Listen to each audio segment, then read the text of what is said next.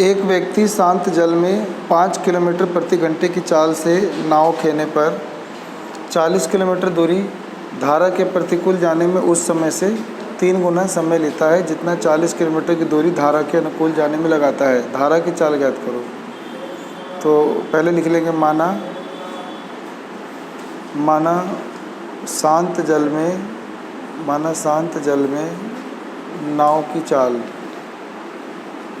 शांत जल में नाव की चाल चाहिए दे रखा है। एक व्यक्ति शांत जल में 5 किलोमीटर प्रति घंटे की चाल से नाव खेने पर, तो शांत जल में नाव की चाल दे रखा है 5 किलोमीटर प्रति घंटा।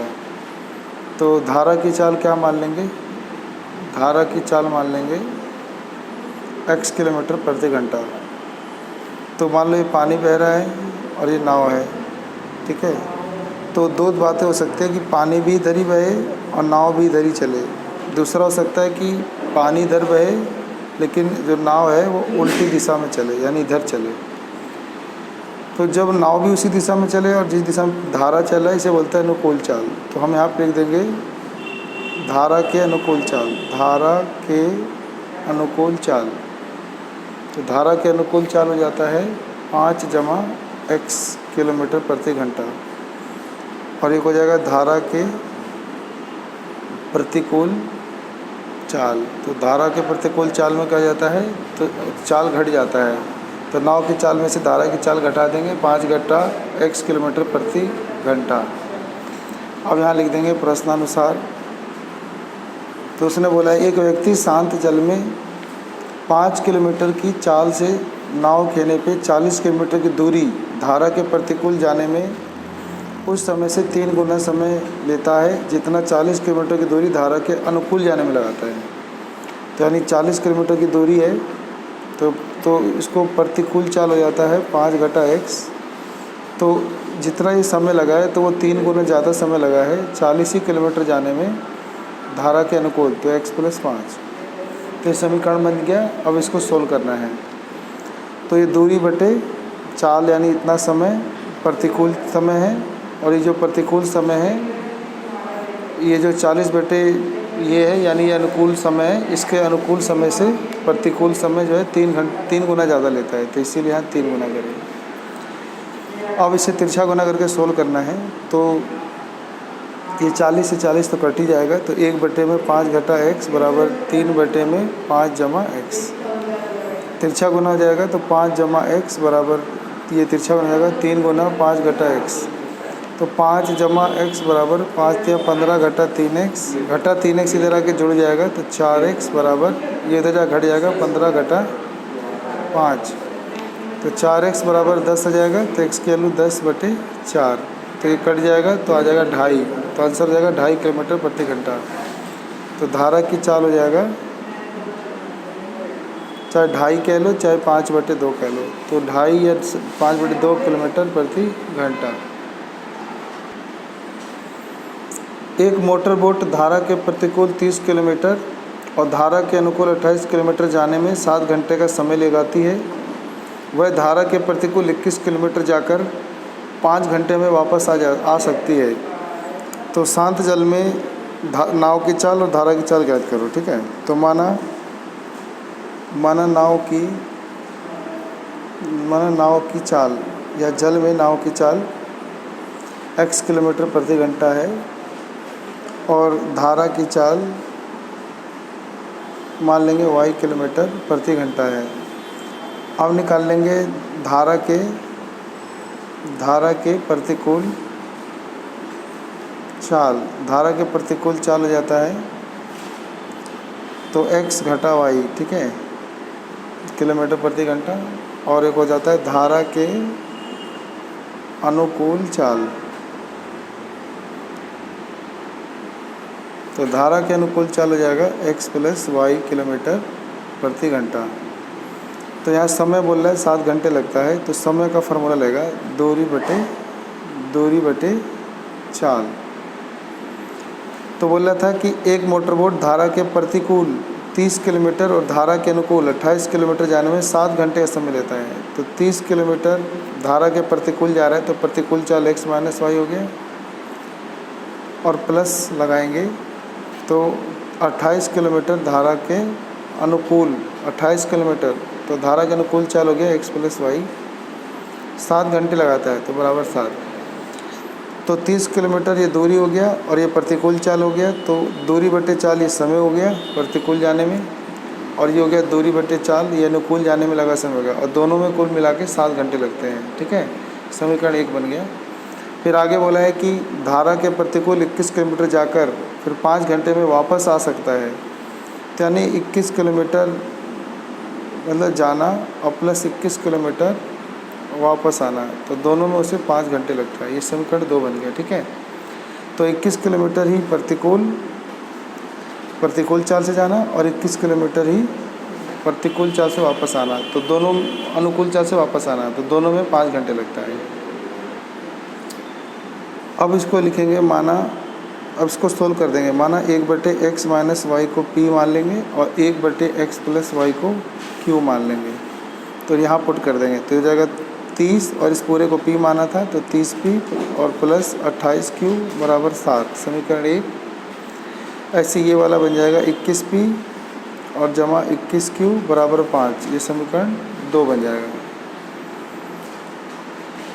ठीक है, तो अब इसको सोल्व करना है, तो इसको सोल्व करने के लिए विलोपन विधि अपना सकते हैं। तो उसके लिए पहले देखो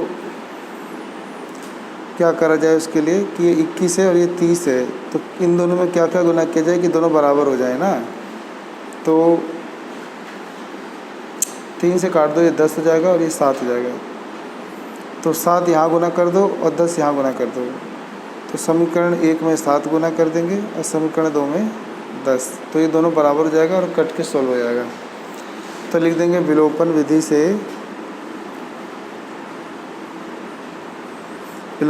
से समीकरण 1 में 7 तथा समीकरण 2 में 10 से गुणा करने पर, और फिर इसको गुणा करके अब सोल्व करेंगे। ठीक है,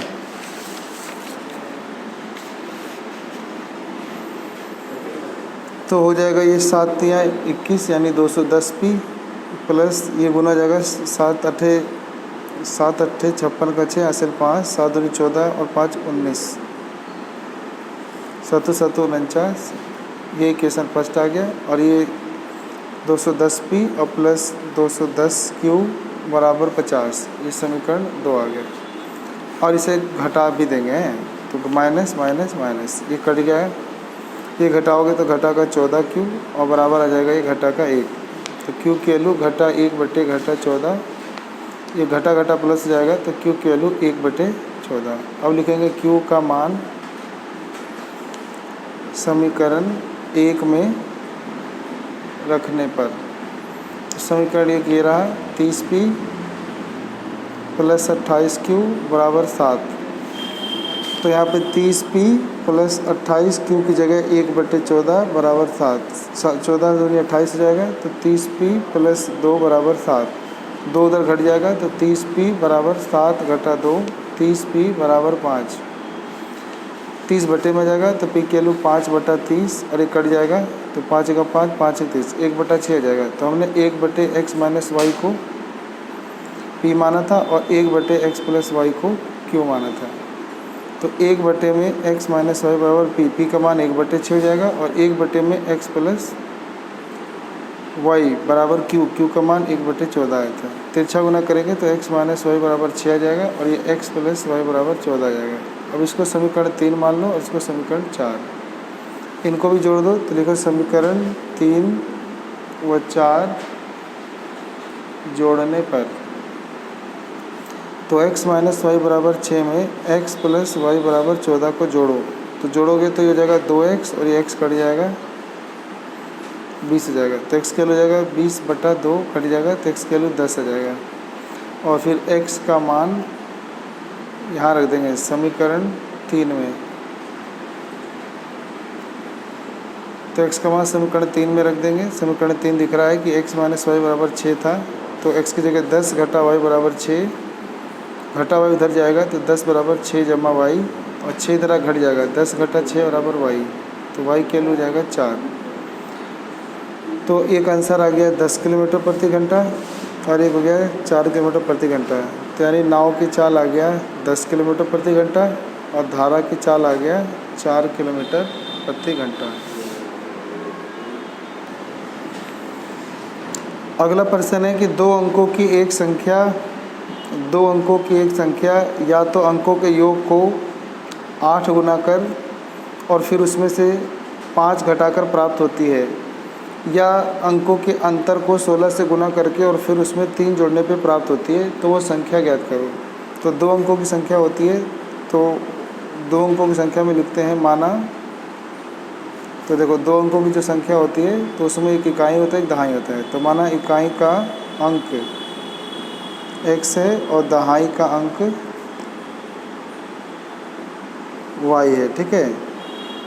और वो संख्या क्या बनेगी? तो संख्या बनेगी तो 10 गुना में दहाई का अंक और जमा 1 गुना इकाई का अंक, तो जाएगा 10y जमा x। तो दहाई का y माना था y और इकाई का x था, x से कम x, तो ये बन गया संख्या। तो प्रश्नानुसार देखो क्या बोला है, तो ये दो अंकों की एक संख्या या तो अंकों के योग को, यानी ये अंकों का योग कर लो, तो यानी x प्लस वाई, तो अंकों के योग को 8 से गुना कर, यानी इससे 8 से गुना कर दो और फिर उसमें से 5 घटाकर प्राप्त होता है। तो इसमें से 5 घटाओगे तो क्या प्राप्त होगा? तो उस दो अंकों की संख्या प्राप्त होगी। तो दो अंकों की संख्या ये है, तो ये बन गया तुम्हारा समीकरण 1। फिर दोबारा बोला है कि या अंकों के अंतर को, अब अंकों का अंतर कर दो, तो अंतर में ध्यान रखना है कि अब दहाई में से इकाई घटा लेना है। तो y घटा x, तो अंकों के अंतर को 16 से गुना कर, यानी इसको 16 से गुना कर और फिर उसमें 3 जोड़ने पर और इसमें 3 जोड़ने पर प्राप्त होती है, तो यानी वही संख्या प्राप्त होती है 10y जमा x। इस समीकरण 2 बन गया। अब इन्हें सोल्व करना है तो हमें वो संख्या पता चल जाएगा। इससे गुना होगा 8 एकम 8x प्लस 8 एकम 8y घटा 5 बराबर 10y जमा x। x इधर घट जाएगा तो 7x बचेगा, ये x इधर घट जाएगा, 8 में से गया 7x और 10 इधर घट जाएगा, तो 8 में से 10 गया तो घटा 2y घटा 5 बराबर 0। ऐसे हो जाएगा 16y घटा 16x जमा 3 बराबर 10y जमा x। ये x इधर घट जाएगा तो ये 10 आके इधर घट जाएगा, तो 16 में से 10 गया तो बचेगा 6y। और ये x जो है ना, चलो ये 16 उधर जाएगा तो इससे जुड़ जाएगा, तो ये हो जाएगा x और 16, ये हो जाएगा 17x और जो प्लस का 3 इधर आके -3, ये प्लस का 6y इधर आके माइनस कर दो, तो 7x माइनस 6y माइनस 3 बराबर 0। ये समीकरण 2 बन गया। तो समीकरण 1 को सही से लिखो, तो 7x माइनस का 2y माइनस 5 बराबर 0 और दूसरा वाला है 17x माइनस 6y घटा 3 बराबर 0। विलोपन विधि के लिए पहले इसमें y बराबर कर सकते हैं, यहाँ 3 गुना कर दो तो हो जाएगा ये तुम्हारा समीकरण 1 है, ये 2 है। तो लिखो समीकरण 1 में 3 गुना करके समीकरण 1 में से 2 घटाने पर, तो पहले 3 गुना करोगे तो 7 या 21x, 3 दूनी 6y और 3 पचे में 15 बराबर 0। और यहाँ पर अब घटाओगे तो 17x घटा 6y घटा 3 बराबर 0। अब घटाओ तो निशान माइनस प्लस प्लस, तो ये तो कट जाएगा और ये घट जाएगा तो 4x और ये घट जाएगा तो 15 में से 3 गया तो घटा 12 बराबर 0। तो 4x बराबर घटा 12 हो जाएगा प्लस 12, x के हो जाएगा 12/4, ये कट जाएगा तो 3 आ जाएगा। अब x का मान समीकरण 1 में रखने पर समीकरण 1 ये रहा 7x, ये वाला 7x माइनस 2y घटा 5 बराबर 0। तो x की जगह 3 रखेंगे तो 7 या 21 घटा 2y घटा 5 बराबर 0। 21 में से 5 गया तो घटा 2y जमा 16 बराबर 0। घटा 2y उधर जाएगा तो 16 बराबर 2y, 2 से कट जाएगा तो 8। तो हमें तो वो संख्या निकालनी थी, तो संख्या था 10y जमा x। तो 10 गुना y की जगह 8 जमा x की जगह 3, तो 10 × 8 = 80 जमा 3 यानी 83। तो वो संख्या 83 है आंसर।